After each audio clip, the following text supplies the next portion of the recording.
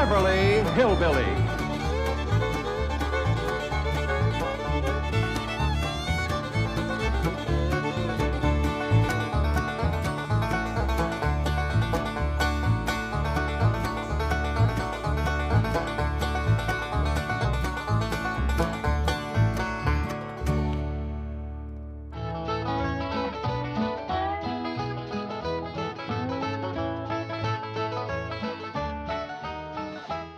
Oh, good, good. You're both here. I want to have a family confab. Where's Elly?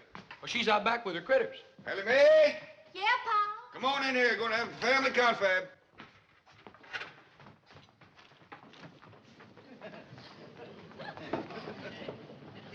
Now, as you all know, poor widow Fenwick and her young'un is coming to spend the day, and we all got lots to do. Fenwick.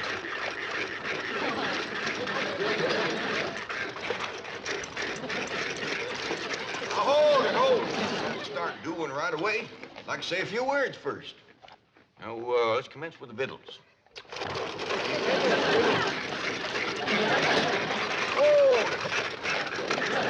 Oh, Granny, I mean the victuals for the Fenwicks. What you got planned? Oh, possum stew, grits and jowers, some corn pone, and some pickled crawdads.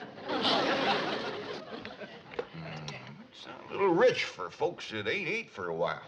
Well, maybe you're right, Jed. To get the wrinkles out of their belly, I'll start them off with some nice hot owl soup. That'll be fine. Now, Elly, you and Jethro delivered them that box of clothes, right? That's right, Pal.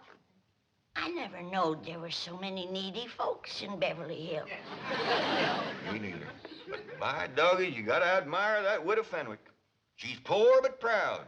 Jethro and Elly tells me that right across the front of this little house of hern, she's got writ big as life, Fenwick House.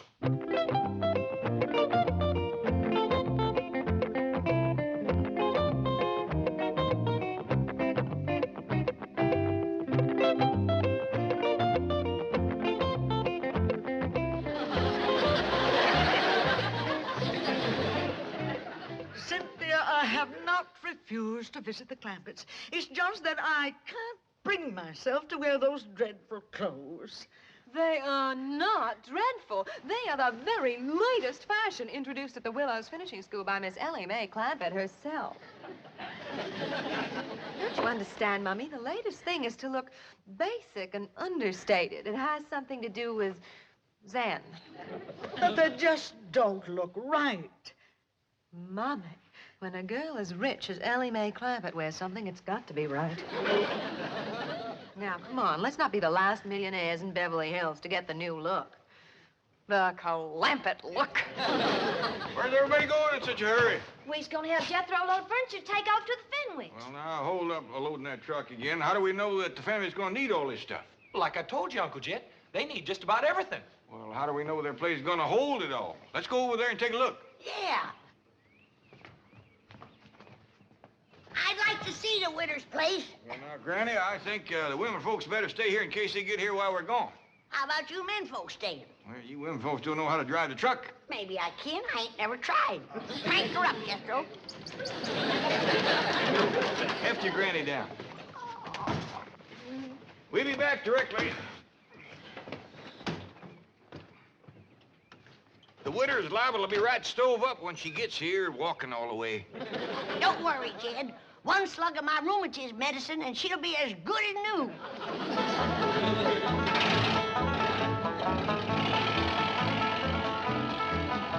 Granny, can your rheumatism medicine sure enough cure rheumatism? I didn't say it can cure rheumatism, Elly, but it can sure make having it a pure pleasure.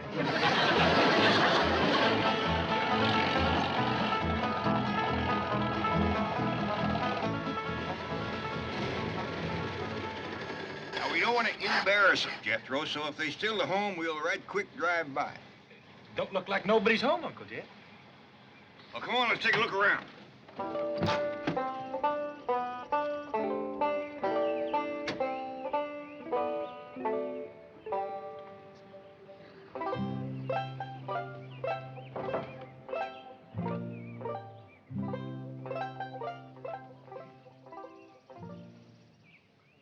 Found the box of clothes, Uncle Jed. Right here's where Elly and me left them. Jethro, I seen places with little or nothing in them, but this is pitiful. A chair to sit in. Nor a bed, neither. Ain't got a wash bowl, or a pitcher to fill it with water, or a window big enough to throw it out. Hey, Uncle Jed, we gonna bring them some stuff? No, Jethro, you couldn't squeeze enough stuff in this place to make it fit for 2 women to live in. Well, then what are we gonna do? We gotta get him to move into our place. It ain't gonna be easy, with her being such a prideful woman. But it just ain't right for us to have so much stuff and to let them live here in a place like this.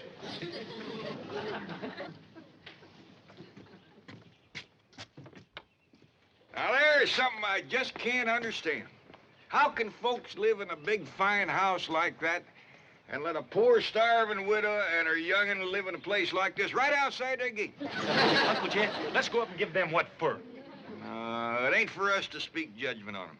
Maybe the spirit of love will take hold like it did Miss Drysdale. The Clampetts are moving, la, la, la. The Clampetts are moving, la, la. Darling, happy,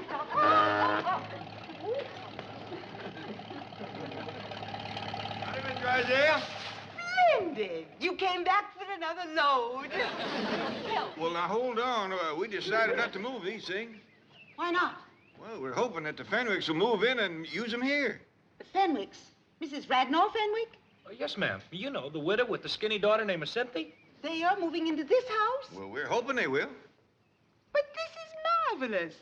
I've been trying for years to meet Mrs. Radnor Fenwick, and now she's going to be my next-door neighbor. Well, it ain't for certain yet. Have you engaged a real estate agent to help you sell them on the place? No, ma'am, we just kind of figuring on talking them into it when they come over. I'll help you. I'll dash home and change and come back and help you.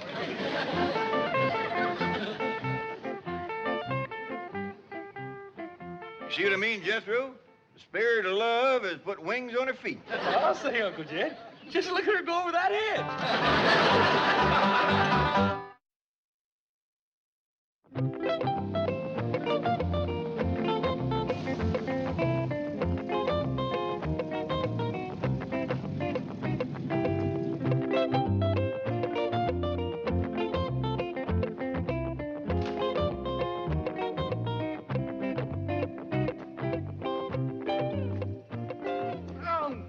Mummy, and that make you look just like any other common, ordinary, everyday millionaire. Now take it. No, no, Cynthia, I can't. I just can't. Well, you must. I just can't. Mummy, if anyone were actually to see you, I would die of mortification. Mummy, I thought I told you, no jewelry. No, no, Cynthia, I feel positively nude without diamonds.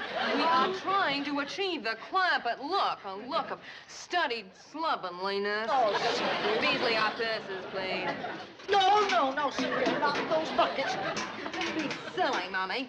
Yesterday, Elly Mae Clampett carried one to school, and the effect was devastating. Oh, dear, if your father could see us now, he'd just turn over in his mausoleum.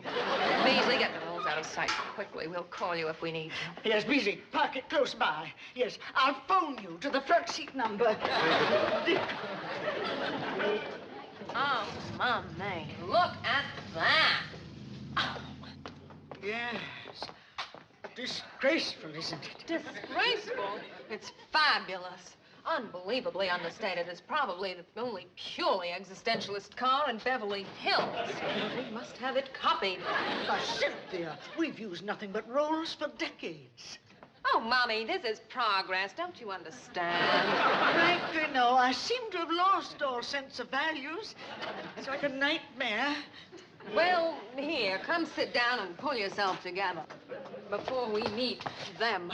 Oh, it's just all so confusing. I just know this never could have happened if Coolidge was still in the White House. Pa, don't you want me to set the table in the fancy eating room? I reckon not, Elly. We gotta be special careful not to put on airs around the poor widow. Let's eat in the kitchen family style like we always have. Well, that's a good idea. If we want the Fenwicks to move in here with us, we gotta make them feel like this family. Jed, is the Fenwicks moving in with us lock, stock, and barrel? Granny, the Fenwicks ain't got a lock, stock, and barrel to move in with. Right, Elly? That's right, Pa, not even a rain barrel. He ain't got a pump. He ain't got a place to wash at all. Well, the best thing to do when they get here is to stick 'em in the tub and scrub 'em down. I don't think they'd take to that right off. Hey, Elly May. Come on, Elly, let's go swimming. What's the matter with you? We's got company coming. Oh, Granny, I'm hot and tired. You get into some decent clothes. Now, hold on, Granny. I think maybe Jethro solved their problem. You see there, Granny? I solved your problem. What problem, Uncle Jed? Getting the Fenwicks scrubbed without shaming them none. You mean I should do it? Oh, you just go for a swim in the cement pond and take along a cakey Granny's lye soap and a nice stiff brush. Elly May, when the widow and her young'un get over here, you invite them down to the cement pond for a swim. Okay, Pa? When they get down to the pond, Jethro, you commence the soaping and the scrubbing and the splashing, and they'll get the idea. Ah, dingies, that's a first-rate notion. Well, thank you, Granny. There goes that spooky music coming out of the walls again. Sure is pretty. Yeah, I hope it keeps playing until the widow gets here. It might cheer her up. Well, someone best open the door. Because as soon as that music starts to play, someone's going to come a knocking at the door. I noticed that. Take a look outside, Elly. And you get your nakedness out of sight.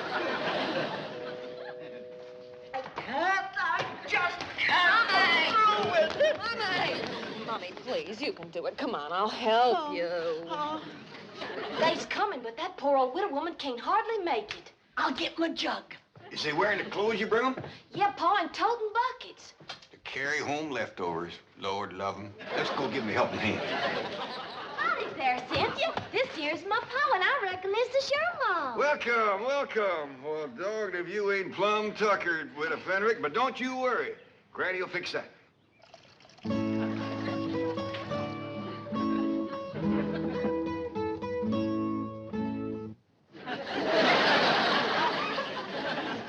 Granny, this here's Cynthia Fenwick and her mom. Howdy, folks. Take their buckets out to the kitchen, Elly. Yes, sir, Pa.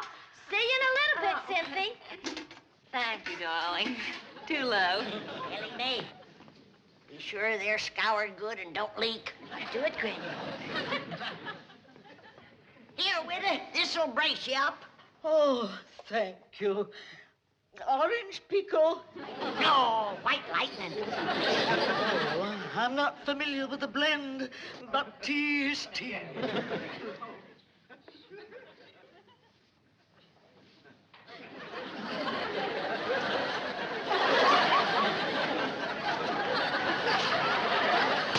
Got her to breathing deep. Here, Mommy, have a cigarette, darling. Oh, I wouldn't light a flame so close to your maw just yet. You just might set her off. Come on, widow. Let's go to the kitchen. I'll give you a nice hot bowl of owl soup. Owl soup. Oh, Cynthia, please send for the rolls. No, Mommy. She's right, widow. You don't need no rolls. Granny's baked some corn pone. Eat my corn. Come on, widow. Oh, Cynthia, please help me. Mr. Clampett, if I might be alone with Mommy for just a few moments, I think I shall be able to compose her. Okay, Cynthia. Just follow your nose to the kitchen. Yeah, the grits and jowls will lead you right to the door. Good gal, widow.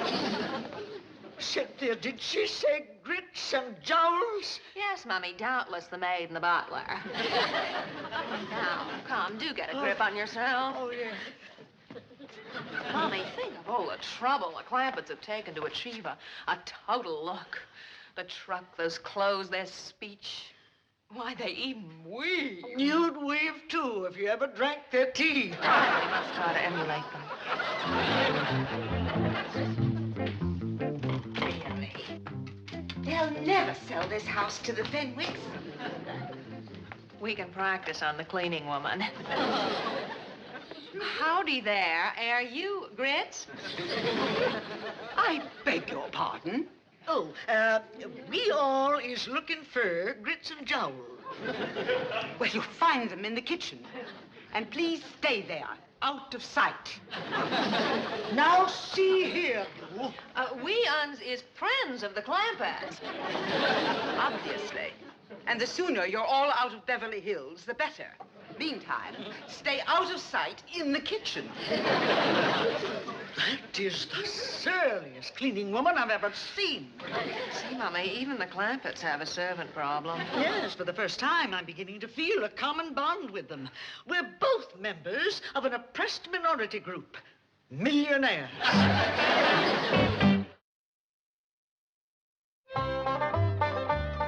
Ain't the Fenwicks sniffed their way to the kitchen yet? Well, not yet, Pa. Should I go and find them? Well, let's have a little confab first. Now, Jethro is getting powerful hungry, paddling around in the cement pond with that brush and soap. Elly, you hinted to the widower and Cynthia about going swimming? Well, ain't had a chance, Pa. Well, they must be nigh on to starving. Granny, can we skip the washing and go right to eating? Jed, from what you tell me about the way they've been living, I'd feel much better if they were washed down good before they sat at my table. Maybe you're right. They didn't look bad, but you never can tell. Oh, there you are. We're still looking for grits and jowls. Oh, we'll get to them directly. Elly. Oh, Cynthia, I bet you and your ma would like to go swimming, huh? I wouldn't. And now neither would I. We got a dandy pond all made out of cement. Nice clean water in it, too. And plenty of room to splash around and work up a good lather. No, thank you. No, I'll pass, too. Maybe they just like to look at the pond. Show them, Elly. Okay, Pa. No, we're not interested. We didn't even bring suits. Well, I got one that'll fit you. And I'll try and find one for you, Etta. Based my possum, Jed. Yeah, now come on, ladies. Pond's right out here. Come on, here you go. It's right over there to the right. It's peculiar behavior. Why do you suppose they're so insistent that we come up? Mummy, looky there.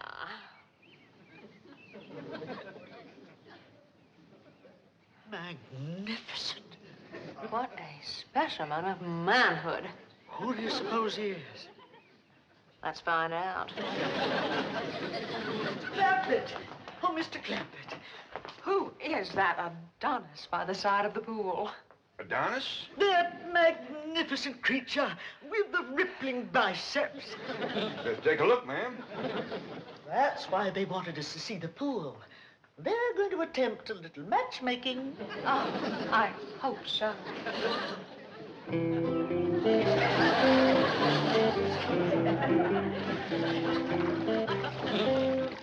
Right there is Duke. Duke? He has a title? Yeah, Duke. Duke of what? Where's he from?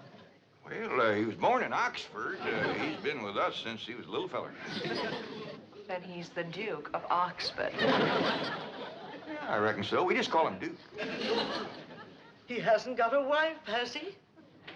Well, he's had his share of lady friends, but nobody right at the moment. Cynthia, I sure do hope you change your mind about going swimming. Oh, I have. Oh, Cynthia, you seem right fond of Duke. If you want him to like you, just tickle him behind the ear. He just loves that, Cynthia. Then when he lays over on his back, scratch his belly. But don't stand there. Get scratching. Show her where to change, Elly. Okay, Pa. Mr. Clampett, I imagine that Cynthia and I do appear a bit eager, but I want you to know that my daughter is worthy of royalty. We Fenwicks are a very, very old family. Oh, now, Witter, don't talk like that. There's many a good tune left in an old fiddle. Etta, here's a brand new swimming suit. Never been wore before. It was give to Jed here for a wedding present. Remember, Jed? Too big. Wouldn't be enough left sticking out to wash. Wash? We'll make do. You better leave the room, Jed. Go on out to the laundry tub, Witter, and peel your shirt off.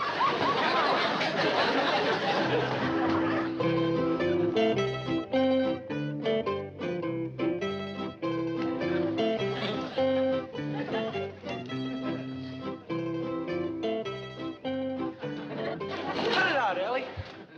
Oh, excuse me. Howdy, ma'am. Your Grace. Yours, too. Permit me to present myself to you. Well, thank you very kindly, but I don't think my Uncle Jed would let me keep you. Oh, Your Grace. Yours, too. I am Cynthia Fenwick. Oh, hey, is your ma coming? No, we are quite alone.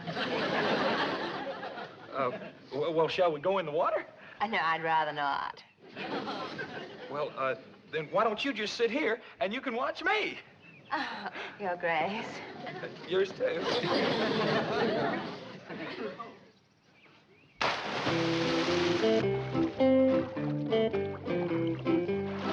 Now watch here. Are you watching, Cynthia? Oh, yes, I am. All right, now, here we go.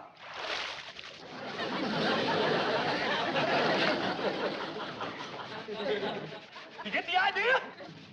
Well, it looks as if you are taking a bath. That's all right. Come on in. Your Grace. Yours too.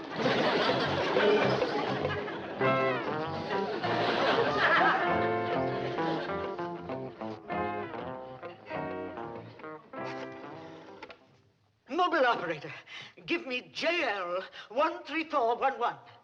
No, make that 12. I want the front seat. I thought I told you to stay out of sight in the kitchen. Now, look here. I have taken all the abuse I intend to take in this house. Clampett Look or no Clampett Look. Duke or no Duke. I refuse to... Oh, Beasley! Come quickly, please. This is... Now, you get out of here. And take that other antique with you. I refuse to take orders from a poorly dressed, ill-mannered, overweight cleaning woman. Why, you loutish hillbilly. I am Mrs. Milburn Drysdale. And what does that mean? It means that I am a pillar of society. You were a pillar. I am cutting you down to a stump. Don't you dare pull a knife on me. The only thing I'm going to pull on you is your head. Yeah, Jethro, Granny said she had trouble scrubbing the witter. How'd you do with the daughter? I tried, Uncle Jed, but that girl ain't washed in so long I couldn't sell her on the idea. Granny said the witter bucked like a mule, too, and then she busted loose and run. Can we eat now? Yeah, Jethro, scoot up the back way and get some clothes on. Hey, you know something, Uncle Jed? That skinny little rascal, all she wanted to do was tickle me behind the ear and scratch my belly. Paul, come quick. Miss Drysdale and the widow Fenwick is having a real cat fight in the front hall.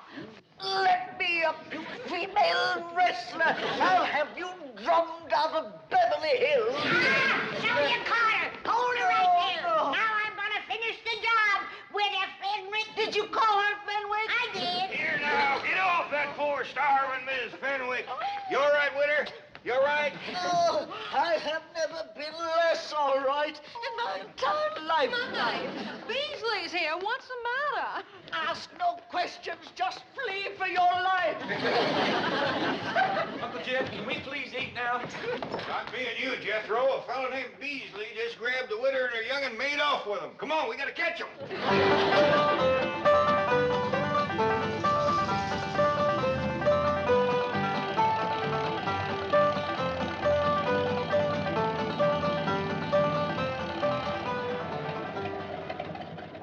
They turned right in there, Uncle Jed. And now the gates are closed. Well, I'll be doggone. That Beasley feller is the one that lives in that big mansion. And he's taking the widow and Cynthia into his house. And bowing and scraping to him, too. Uncle Jed, you was right about not speaking judgment on that rich fella. Yeah, looks like the spirit of love sure took a hold of him, all right. Come on, Jethro, let's go home and have some possum.